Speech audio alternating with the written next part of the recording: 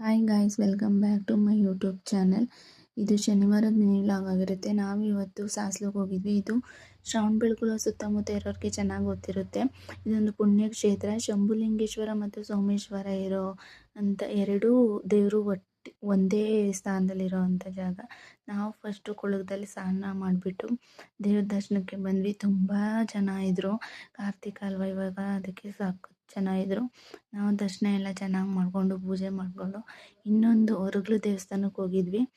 ಅಲ್ಲೂ ನಾಗಪ್ಪಂಗೆ ಕಲ್ಲಿಗೆಲ್ಲ ಪೂಜೆ ಮಾಡಿ ಹಾಲು ಎರೆದ್ಬಿಟ್ಟು ಅಲ್ಲೇ ಊಟ ಕೊಡ್ತಾರೆ. ಊಟ ಎಲ್ಲ ಮಾಡಿಕೊಂಡು ಹೊರಟ್ವಿ. ಅಷ್ಟೊಂದು ಜನ ಇದ್ದರು. ತುಂಬ ಚೆನ್ನಾಗಿ ದರ್ಶನ ಆಗೋಯಿತು. ಖುಷಿ ಆಯಿತು ಹೋಗಿ. ಹಾಗೆ ಬರುವಾಗ ನಾವು ಶ್ರವಣಪ್ಪನ ನೋಡಿಕೊಂಡು ಇಷ್ಟು ಹತ್ರದಲ್ಲಿದ್ದರೂ ಶ್ರವಣಬೆಳಗೊಳ ನಾವು ಒಂದು ಸಲನೂ ಹೋಗೇ ಇಲ್ಲ. ಅಲ್ಲೂ ಶ್ರವಣಪ್ಪನ ನೋಡಿಕೊಂಡು ಬಂದ್ವಿ. ಇವತ್ತಿನ ವಿಡಿಯೋ ಇಷ್ಟ ಆಗಿತ್ತು.